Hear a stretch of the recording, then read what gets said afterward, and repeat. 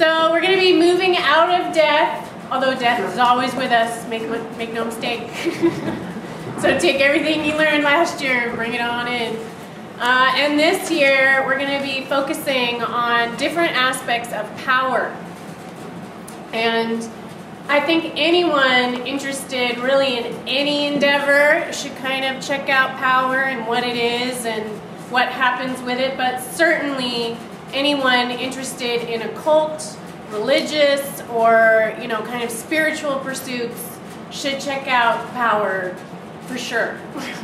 I mean, I could go down the list of how many gurus and priests and religions and churches have abused their power over individuals, but then we'd be here like all week. So it's important to get a little wrangle on it. And if we're going to try and have our own kind of relationship with whatever we think spirit is, we have to get a wrangle on what power is to us. And I think that can apply to anything you do, whether it's being a parent, having a job.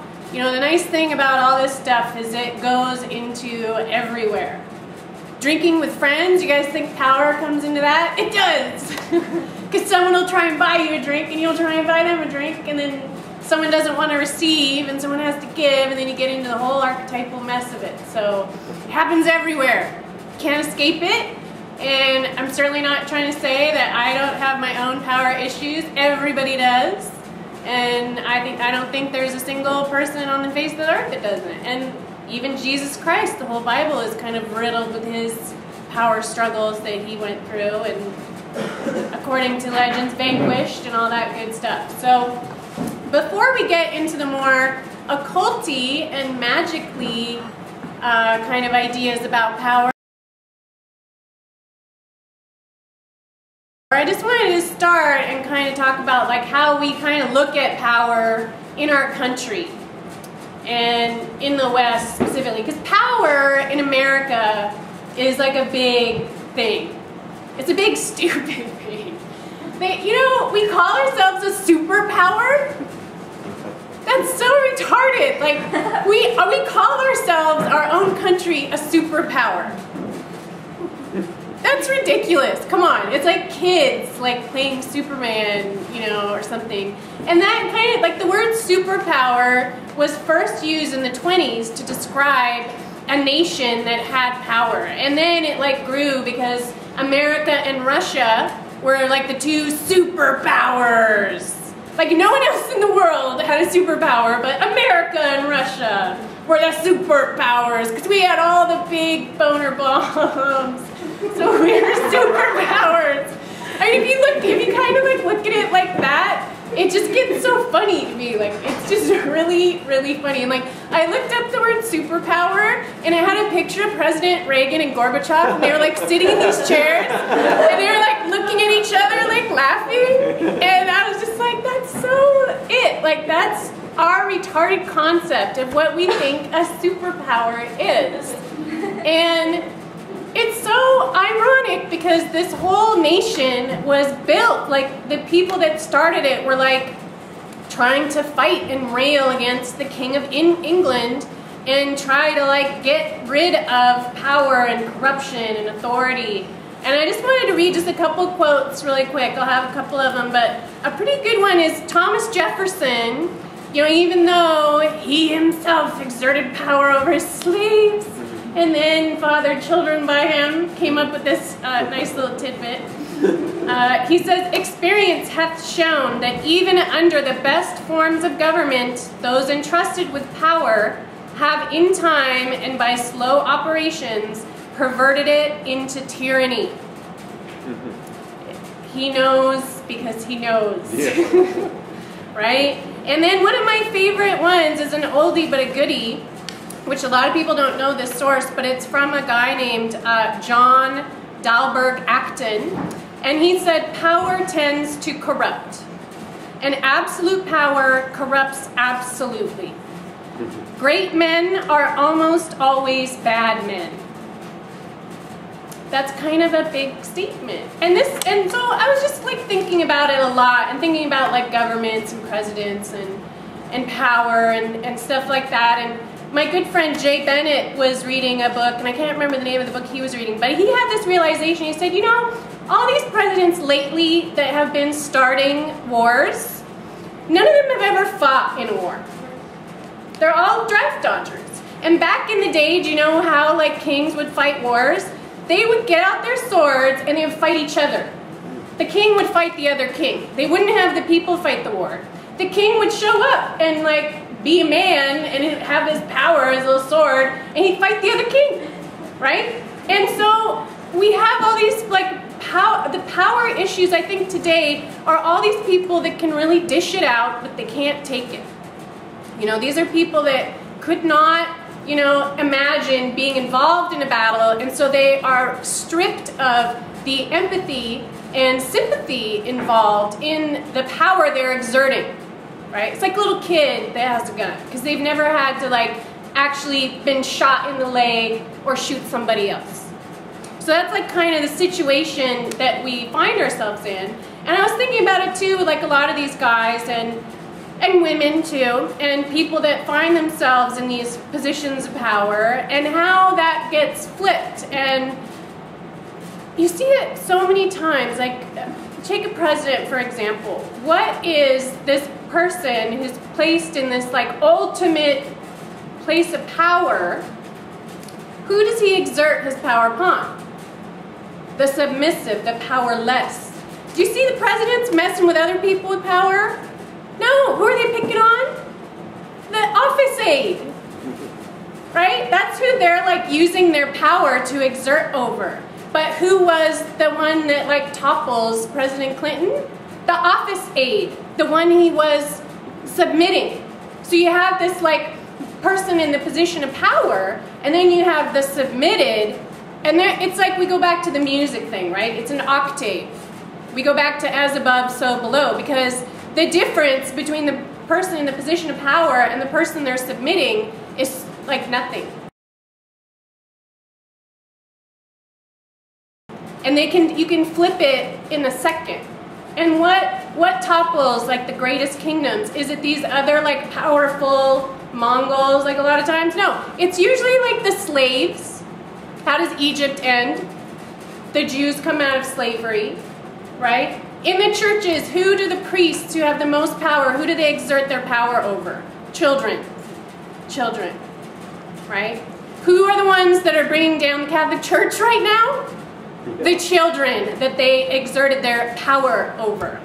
So this whole like idea of the superpower is so retarded, because they won't even like face the other powerful things in the world. They'll only exert it over someone they know they can beat. Right? It's like a grown man beating up a kid. And then one day that kid grows up and then he beats up the old man.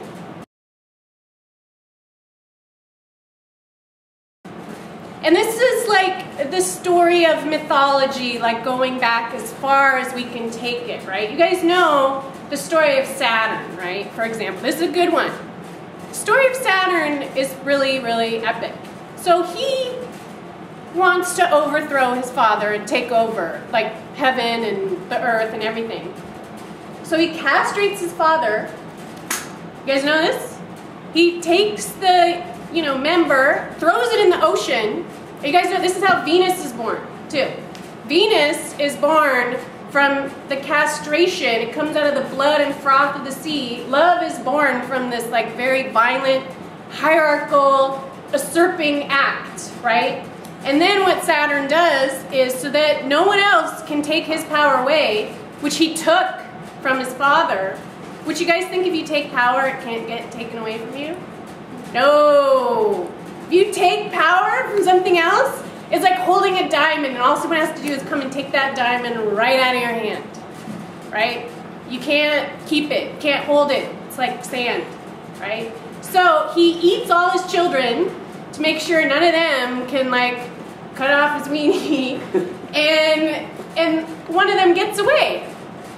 And then Jupiter comes and takes the power away from him. And you can see the Saturn, Uranus, Jupiter story in every country, in every family, in every community, is like ridiculous. It's funny. It's kind of funny. So when we're thinking about like power and how it operates and how we get it and how like our entire country gets it, how our families get it, how we get it in relationships, this is no small matter, right? And it's also important to remember this is not like a new thing. Like, so if you guys find yourself in the midst of a power struggle as they come and go, just remember, like, you're redoing this thing that has been done over and over and over again. But the important thing I always like to remember is in that Saturn story, what is the result of this power struggle that like frees everybody? It's Venus. It's love, right? Venus is born out of this power struggle, and she's what helps like keep it all together. So while we're discussing these issues of power, we're going to keep coming back to love. And I know it's kind of cheesy, but that's just how it goes in my lectures. Sorry.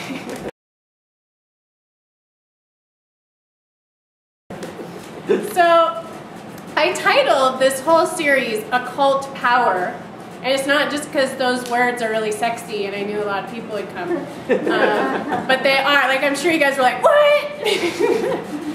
Grabs your attention. Occult power is a specific kind of power that a lot of people mystify and put into the realm of taboo and don't like to look at it and think it's the devil and all those good things. But if we look at the words, the first word, occult, you guys know what the word occult means, right? Hidden or out of view. So something kind of secrety, something you can't see like right in front of your face. And again, where do we get the word occult? From the planet Venus. It's from Venus when she goes in front of the sun, the occultation of Venus. And you guys know the pattern that she makes that is a pentagram, right? Pentagram is not from the devil, from the planet Venus, which is love. Okay? It's also where the word occult comes from, Venus and love. And so the word power, this was very interesting. You guys know I go on my little word nerd searches. So power comes from a couple of places. Some people put it to French, which is poder, to be able or to do. Right? So when we have power, we can do it, right? We can do it. Like, we have the power, right? But in Sanskrit, it actually comes from the word potent, or master, or husband. Husband is power. Husband and power. Which is very interesting, because you guys remember from the familiar lecture, the word family. Family comes from fama, which is female servant. Or a female who is the slave, basically.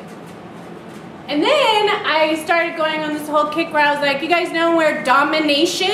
I was like, okay, we're talking about power, so we got to talk about domination.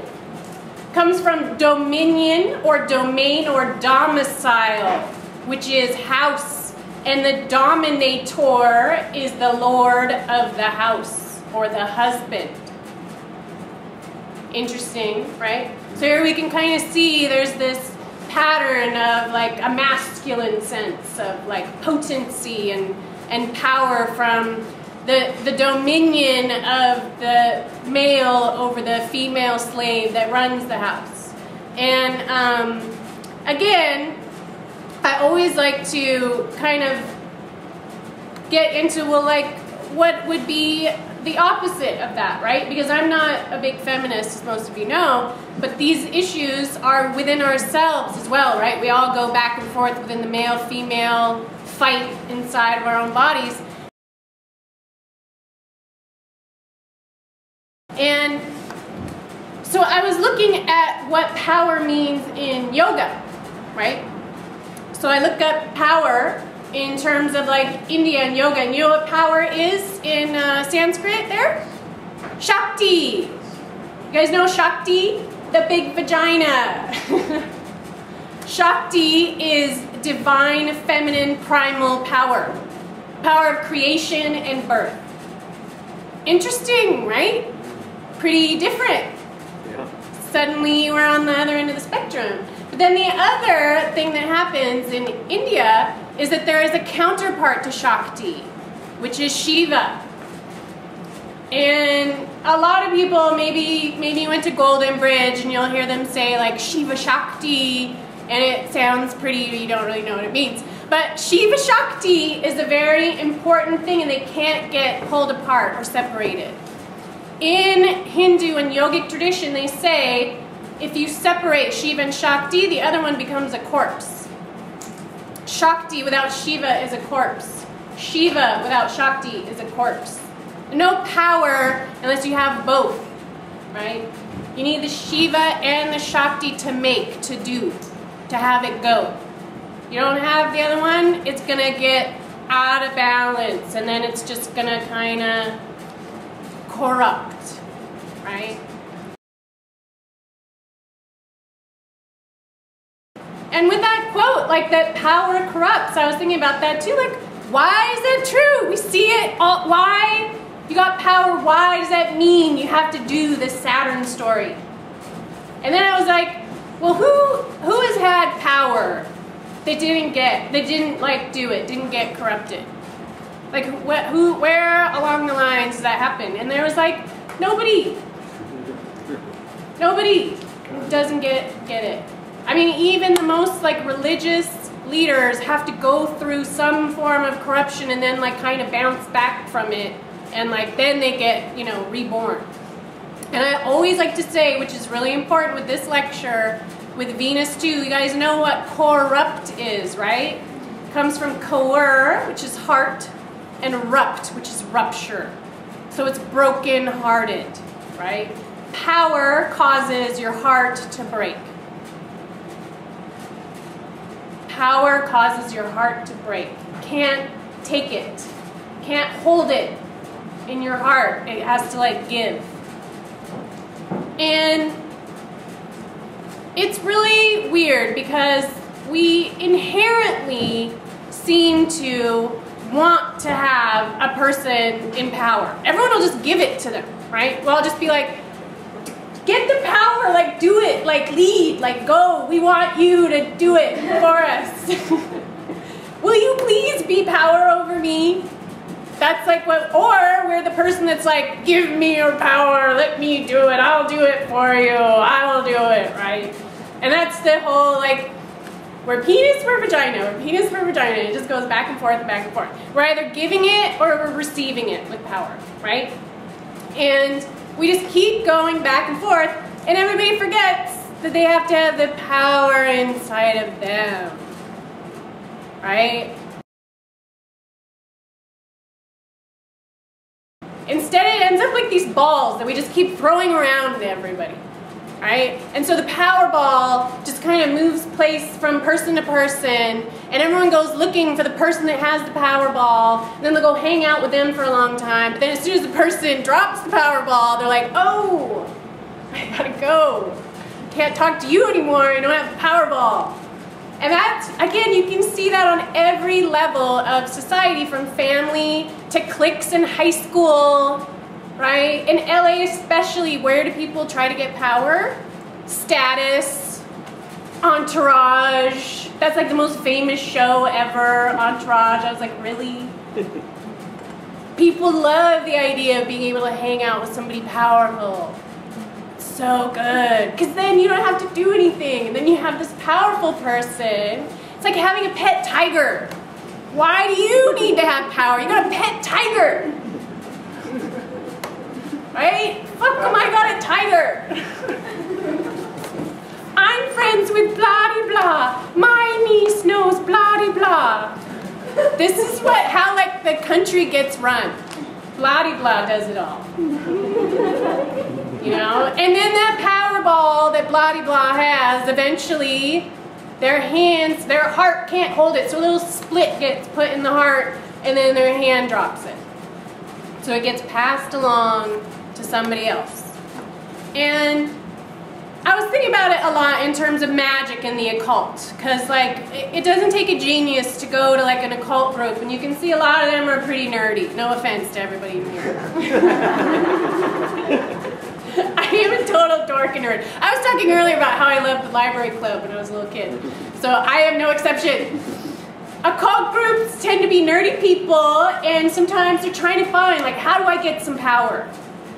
And usually I think people are drawn to the occult that are nerdy because they're trying to find, like, okay, I don't got status, I don't know anybody with a Powerball, how am I gonna, like, make some power happen here, right? Because they're smart, because we're nerds.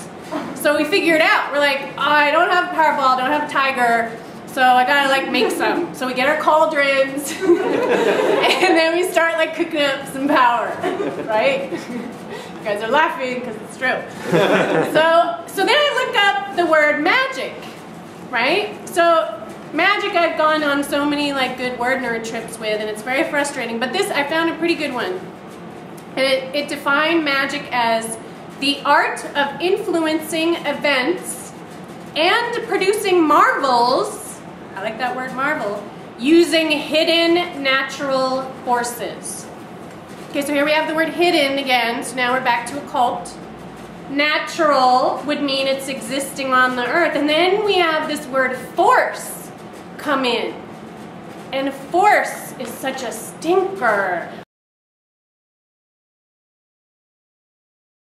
In all my science escapades, trying to figure out what force means is like the most ridiculous magic at all. Okay, you know, as a kid, I would look at magnets and I was like, this makes no sense. It's totally magical. And now I would do research in science and try and figure out, like, okay, well, what are these forces? They don't really know. They have a bunch of math equations to try and tell us what the forces are, but those get proved wrong all the time, even the electromagnetic ones. You guys know how they define magnets in science? It's so annoying. They say something that exerts force upon another thing. Like everything? Like everything, right? That's like the worst definition I've ever heard. It's such a cop-out. So, he was right. Yeah, I know. So I look up, and this was something I've delved into a lot before. So what are forces of nature? Like everyone thinks of like force of nature. You guys think of like hurricane, or like earthquake, or like love. You know, those are forces of nature. But actually there are, like, we've come to a point where we've supposedly narrowed it down into 4. There's 4 forces, which I was like, 4 forces? Really? The word force has 4 in it, and there's 4 of them. Words are funny, okay? So there's 4 forces in nature. You guys know what they are? Nerds? We're all nerds. Strong force, there's the weak force, magnetic force, I think gravitation. And gravity, exactly. Go nerds. So for you guys that didn't hear that, it's strong force, weak force, gravity, and electromagnetic. So if those are the forces of nature, the magician, the magic person, is the one that can influence these events and produce marvels from those 4 forces, right? That seems kind of crazy. Like, how can a person influence forces of nature?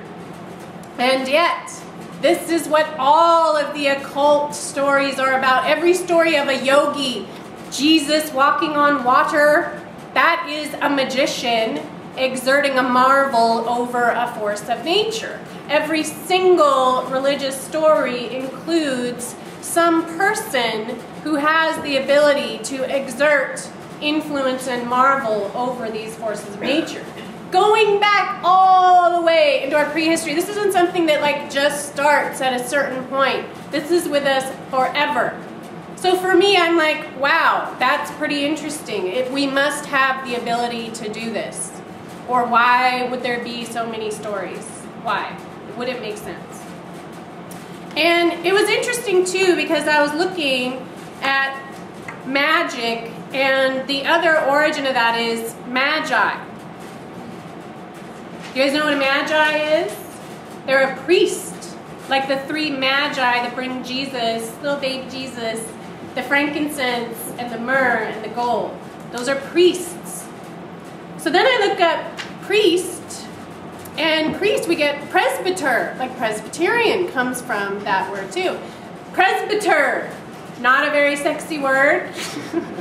Presbyter is an elder. This is an elder who has been chosen to perform sacrifice. That is so witchy. This is what priest means. Priest means an elder who was chosen to perform the sacrificial rites.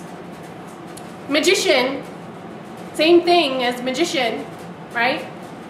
So there's a continuity here between religion and magician through the Magi.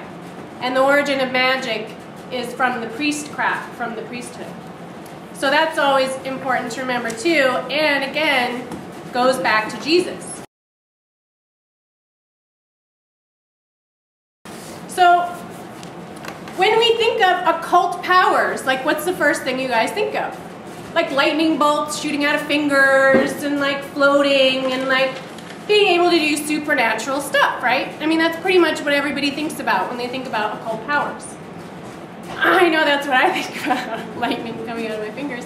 So one of my favorite examples of an occult power is levitation. Because everybody wants to fly, right? Because it's fun. And we can look at all the stories of like every like religious dude, and levitation is kind of like one of the first ones that they get. That's like the first occult power that we kind of see happen. Buddha does it, Jesus does it, tons of yogis in India do it. When Marco Polo went to India, he writes in his travel logs where he saw all these dudes levitating and stuff like that. So what is happening when you're levitating? Okay, so there's a fundamental force involved here. What is it? Gravity. One of the 4 fundamental forces. So here we see an occult power showing influence over one of the 4 forces, which is gravity. So, science nerds again, can we levitate things? Yes, we can. We can levitate a lot of things. If you guys have seen on BBC the Japanese levitating those mice over the sound speakers, which is so mean. The mouse is like, ah! And it has like a speaker. They use sound, which is another force and wave, electromagnetic, and they hover the mouse there. So what they're doing is they're actually using another force to negate the other force.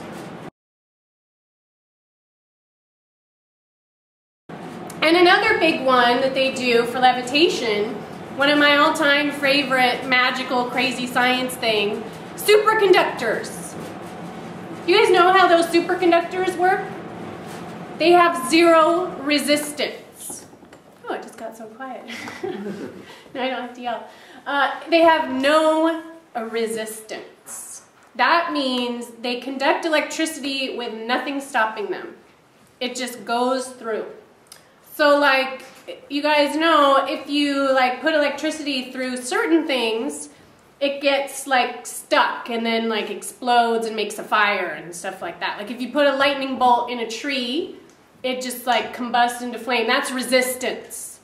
It's resistant to the electricity, so it goes into flame, right? So if we have resistance to gravity, are we going to levitate? No. We're going to have friction and we're going to walk, right? Because if we have resistance, that's what actually makes you be able to walk and like stand up and stuff, but you're not going to float, right? So what makes levitation possible is 0 resistance. And just those 2 words in terms of power are so important, so I'm going to say them again. 0 resistance. Do you guys think you have 0 resistance to anything? It's a pretty like hoity-toity thing to think about, right? Is there something that you think you could actually have 0 resistance to? No, because you know why? Because you have a will and you want to exert your will over it. Like the tree pushing against the lightning bolt. You're going to resist because of your force of will, right? That's where resistance comes and prevents the flow, prevents it from flowing.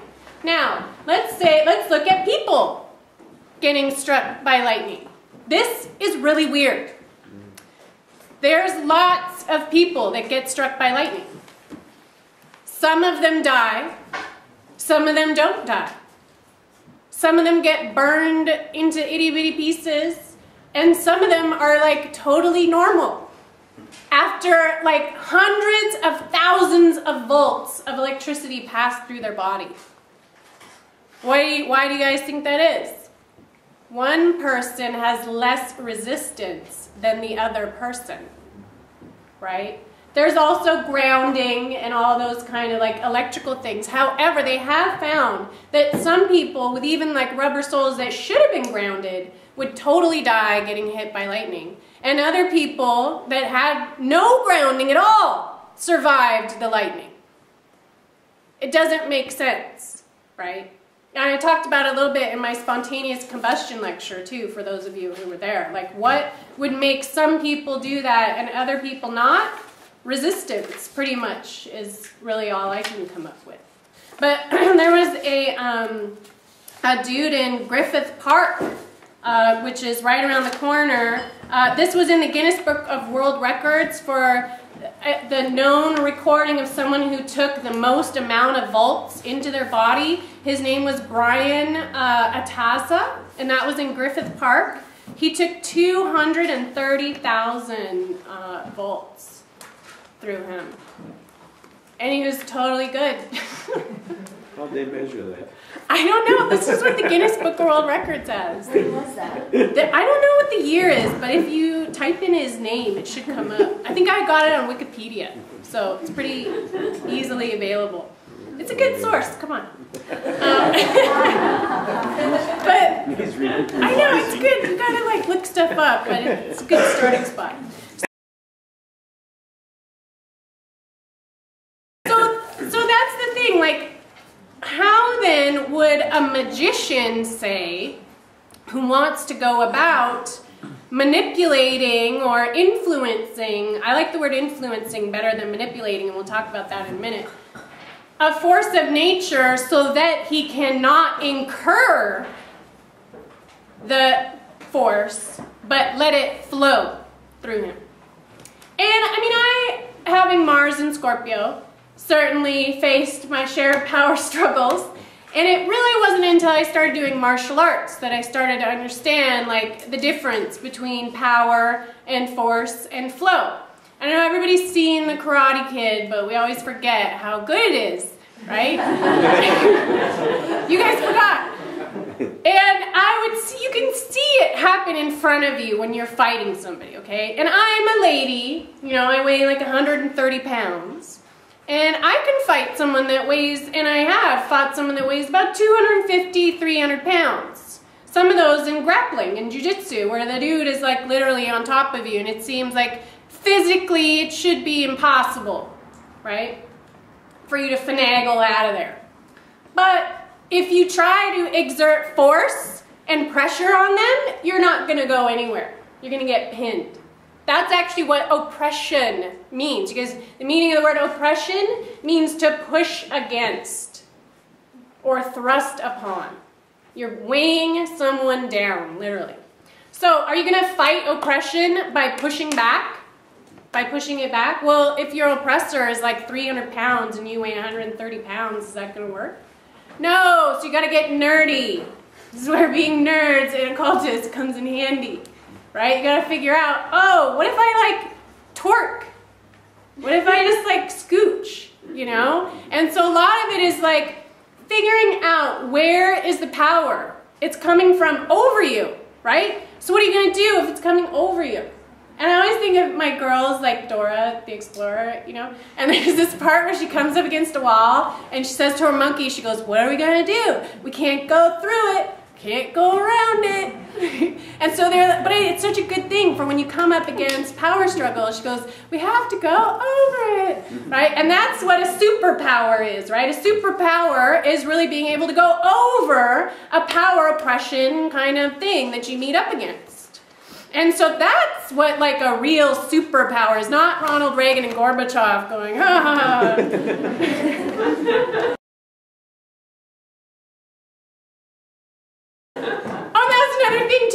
So you know what's crazy about like all the power dudes that get like in these positions and usurped by the like submitted person? What happens? They all have heart surgery. Their hearts break. Corruption. How many heart surgeries did Bill Clinton have? Like he had like a quadruple bypass surgery. Talk about broken heart.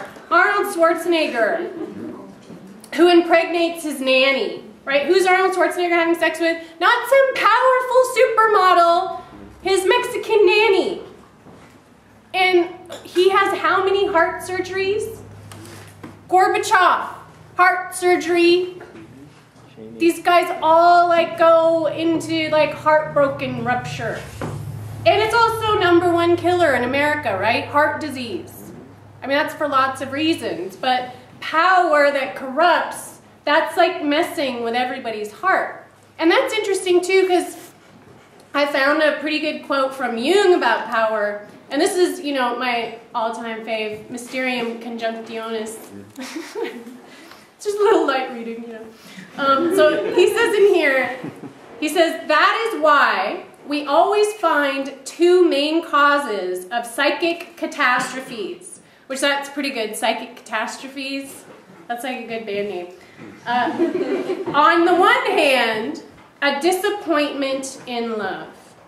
That's a psychic catastrophe.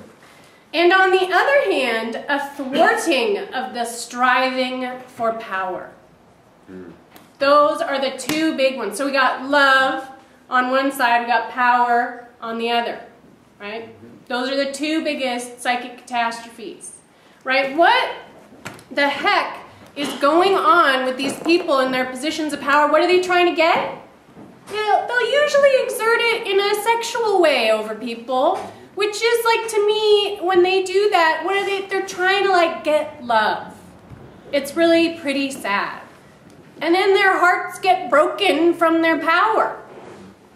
I mean, and I don't think this is terrible because I think age difference really doesn't matter. I mean, love is love. But you'll see like the rich old dudes, and they use their money and status and position to get what? To get love.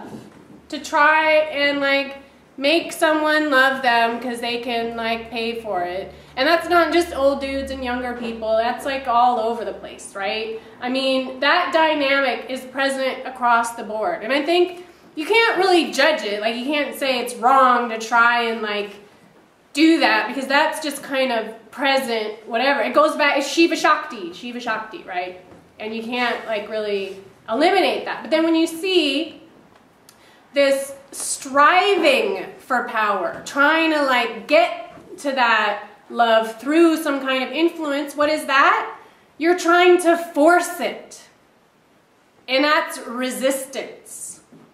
If you're trying to force something, it's like there's no flow. You're meeting resistance. Is that going to be a good way to be the occultist and like influence the forces of nature? No, you gotta go into the flow of them. You gotta like flow in the river. If you try to force it, you can do it for like a little while, but like castles made of sand, they fall in the sea eventually. So power will work. That's the thing that I think it's so mean, because it tricks people, because it works for like a minute. They're like, oh, I'm so powerful, I made you do this. I'm a superpower. But then it can only last for so long, and then, oh, the Powerball's dropped. Powerball went somewhere else. So what's the remedy to this situation, right? How do we get like the occult powers coming into play here to be able to use them? Well, how would you think that you could influence a force?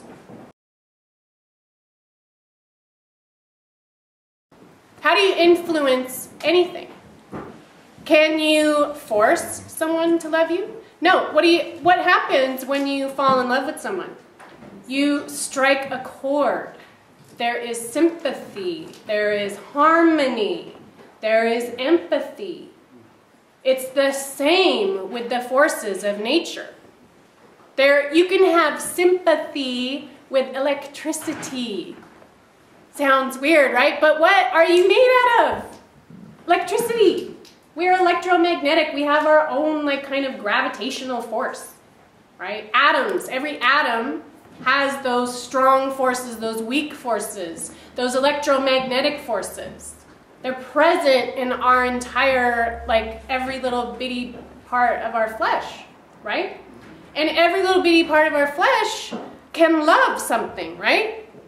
So we can have a harmony with it, a sympathy with it, okay? So how does the magician part the Red Seas? How does he make it rain? Does he force it? Does he put his hands up and go, "Rain, I command you to come"? No, if you read the stories of the shamans, they pretend they are rain. They become rain. And what do? They sing rain songs. They sing songs to come into harmony with it, right? A lot of people have this image of the occultist, and I think it's I can't judge what's right or wrong with anything, but a lot of people think to be a powerful musician, you have to invoke a force and command it, right? You gotta make the little circle, and you get the little demon, and you're in control of the little demon that's gonna go and rip out the heart of your enemy, right? Does that sound about right? What you guys think goes on? So you can conjure and invoke and command this thing. Oh, but what did you just do? You just gave a demon your Powerball. Oh, you just handed it to him right there. And then that demon that you just invoked and had go tear out the person's heart, then he's like, "Oh, you want your Powerball back?" I'm not going to give it back. I'm a demon. So, I think a lot of people, that's force. You're trying to use force to exert on other people. And a big tragedy that I'll see, and again, I think it's only out of ignorance, people will approach me in an endeavor to try and remedy a loss of love, which we go back to Jung and the psychic catastrophe. I deal with a few psychic catastrophes, and people will beseech me to, in my mind, use a psychic force to enter someone else's mind to find out what they're thinking. Right? Does my boyfriend love me? Can you use your occult powers to go into his mind and tell me, does my boyfriend love me? That is so sad to me. Right? It's the worst. I'm this is a psychic catastrophe. That is a psychic catastrophe. First of all, you should be able to feel if your boyfriend loves you. Second of all, you should ask your boyfriend. Third of all, if you have the power to go into people's minds, do you think it's cool to just kind of do that without people's permission?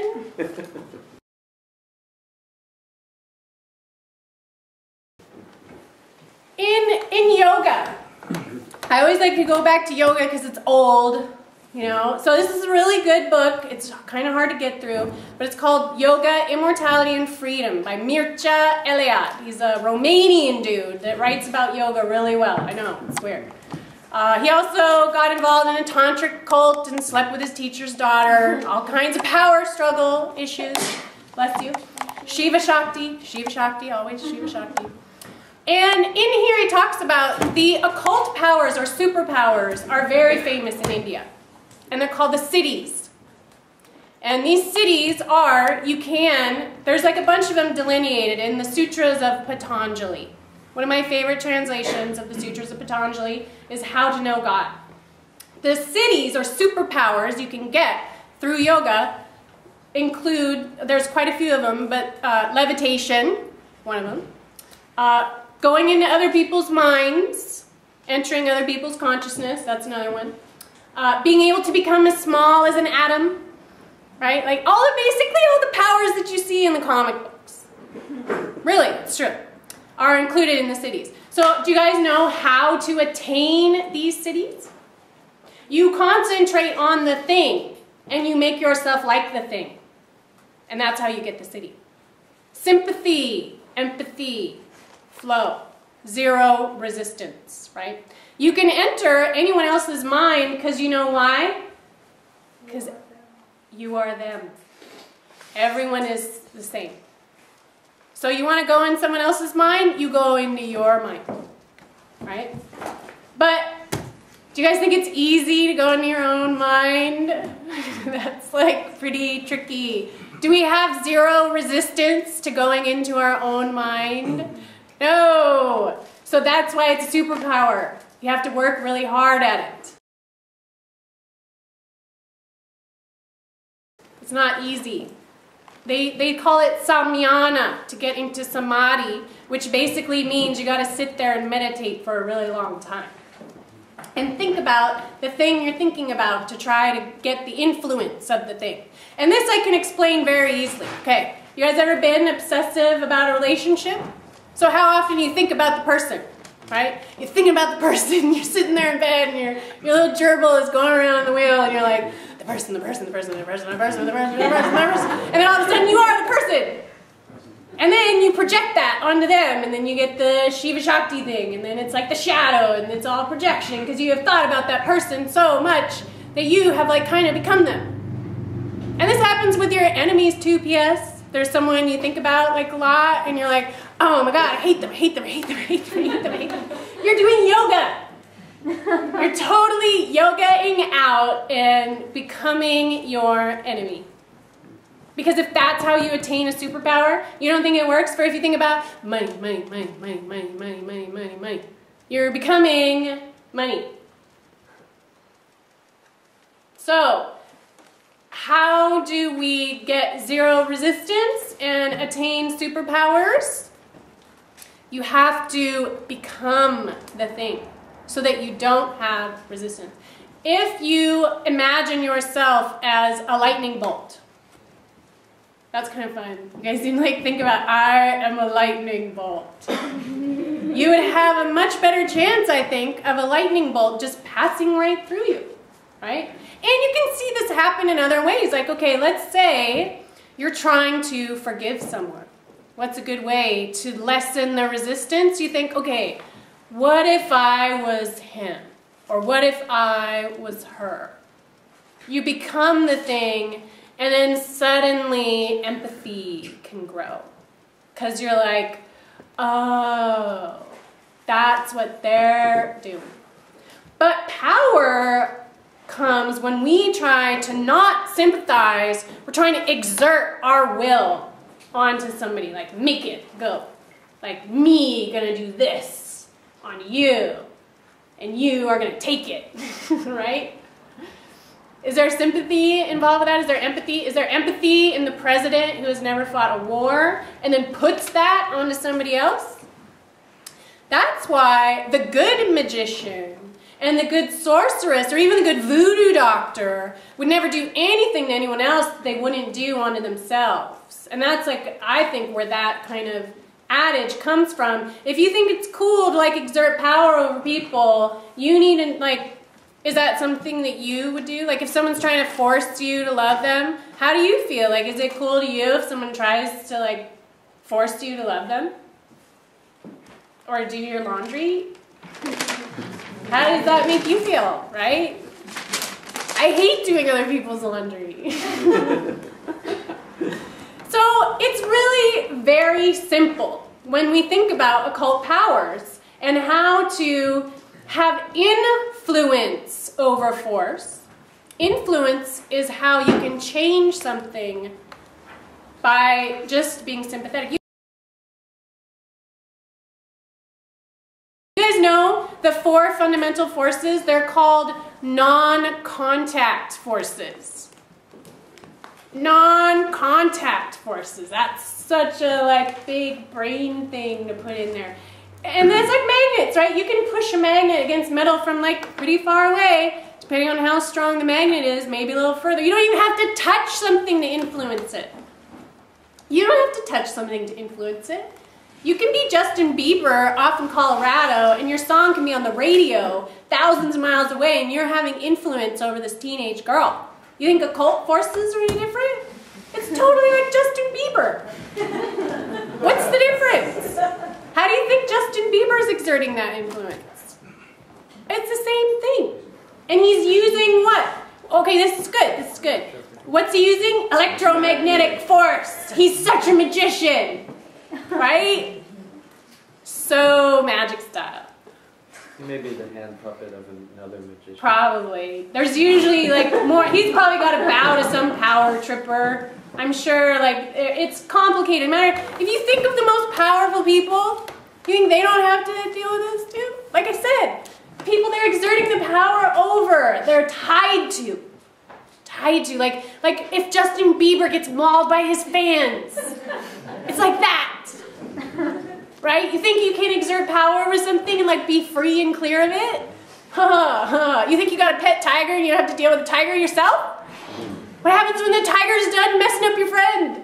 It's gonna turn around and be like, oh, you don't have a Powerball, it'll just mess you up too.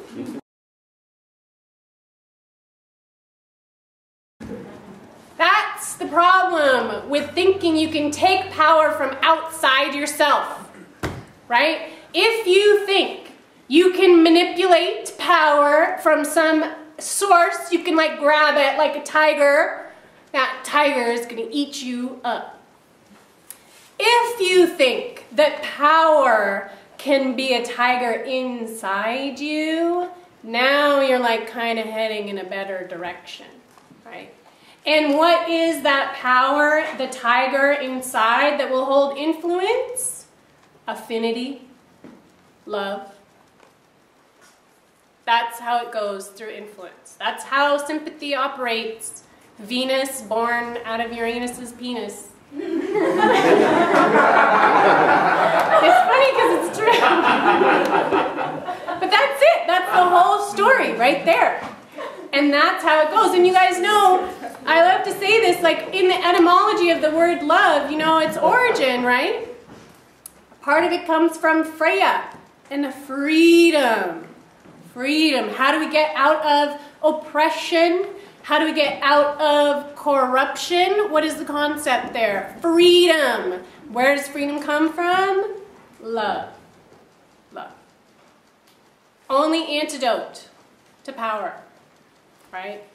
And again, this is, we all go through the circle over and over and over and over, and we can't really get out of it. So all we can kind of do is think like, how can we invoke a force not by command or by exertion, but through love and influence?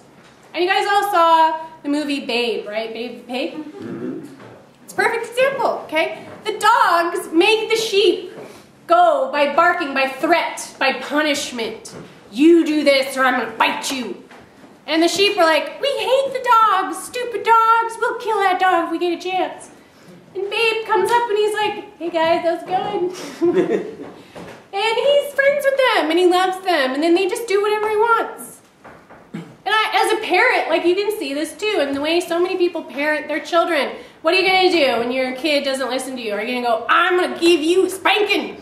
You're going to listen to me. I don't care. What do you think your kid's going to do? I hate my mom. Any chance I get, I'm going to get away from her. I'm going to run away from home and be a prostitute when I'm 16. Or how about if we do it, it's an old story. Right?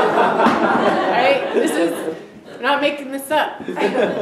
How about if we try to exert influence over children through love? Then something very special happens. Empowerment. Right? It comes from inside. And that really, don't be mistaken if you think you can give someone power. Because like I said, it's going to be the power ball. And power balls get dropped and passed around, given anywhere.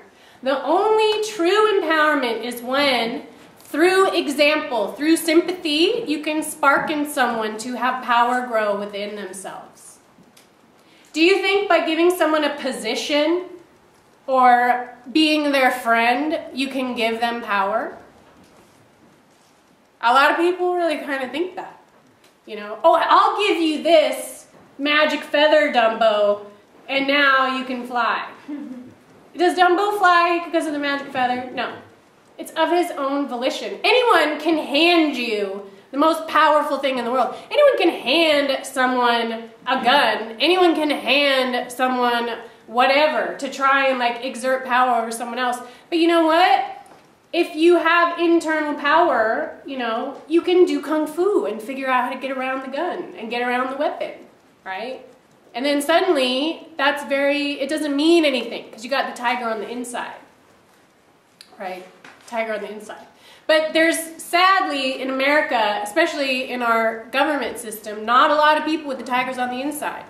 So we have a lot of people getting their hearts broken and breaking other people's hearts through corruption, right?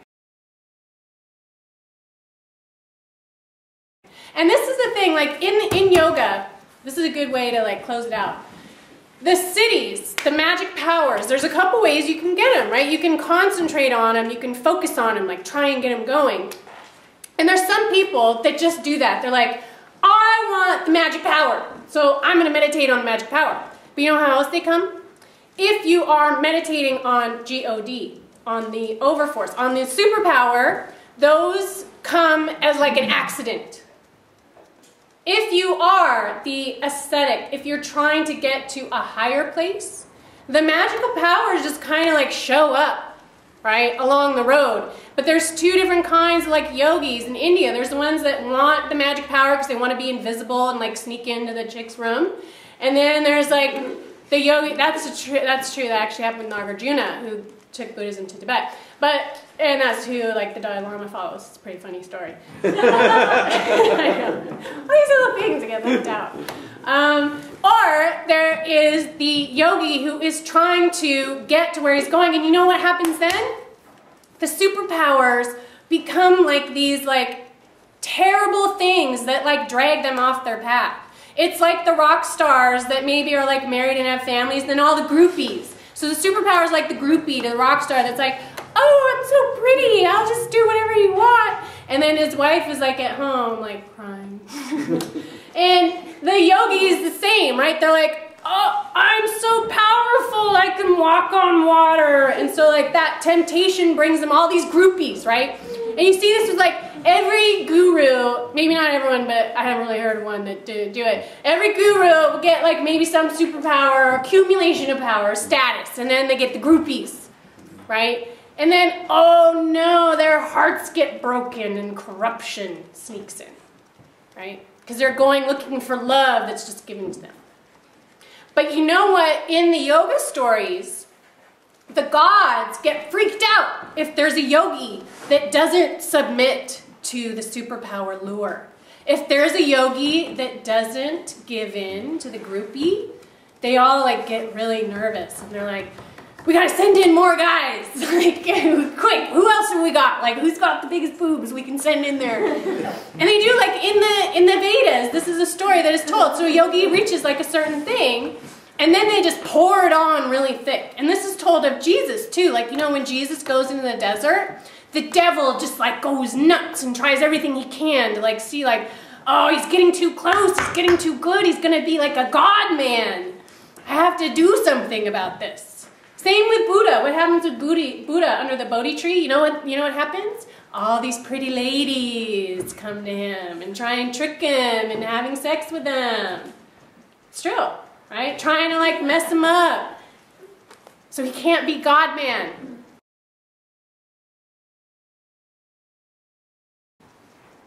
So if you think that these occult powers are the goal, that's what you're trying to do? You guys really think that's like what's cool, to get the occult, to be able to levitate so that you can like just levitate?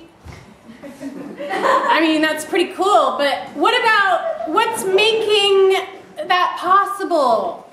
Oh, there's something even super-er than the superpowers, right? So, I just made that up. So what is the thing is like above that, there is something else. And that's where like the Jesus style goes, right? To get beyond the ability to just do miracles, right? I mean, miracles are pretty great, but oh, there's something like crazy making these miracles happen. What is that? I want that. But you get so like lured in by all these power struggles that even when you start like getting pretty good, like the guru, right? It's getting pretty good. He's getting like pretty holy. And then he's like, I'm more holy than you. And then, oh, I just saw a slit go in your heart, right? You can see it happening in front of your eyes, and you can see it happen when you do it too. Next time, I know you guys are going to be bummed that I'm putting this in your head, but you're going to find yourselves, next time you do it, you're going to go, oh, I just power tripped on somebody. You're going to see it next time you do it. And just remember, the antidote is LOVE, so you can fix it, right? We can sew up the little slits that we make in ourselves through love, through sympathy, through singing, right? And that's how we can kind of like put it back into balance. Because we can't really make it the whole life without ever doing a power thing. I mean, from the get-go, you start with your parents. And then you just hit the ground running. Resistance starts building kind of from the start. Depending on who your parents are, you can have it easier or worse or whatever. They can put religion on you, and then that's going to make more resistance, right? We have this problem with getting to zero resistance kind of from the start. So don't worry about it. Just know that you just become conscious of it, and to counter it, you just keep putting the love in there. That's all we can really do. And that's, I think, how, you know, we can solve it on every level, like from the family to the government to the countries to everything. Like, if we just keep hanging around these power balls and passing them around, we're really not going to get anywhere. But when you can renounce the power and just use love, then you're on some Jesus business. Right? So just practice it a little and see how it goes. And send me a report. So that's all I have for today. Thanks, you guys.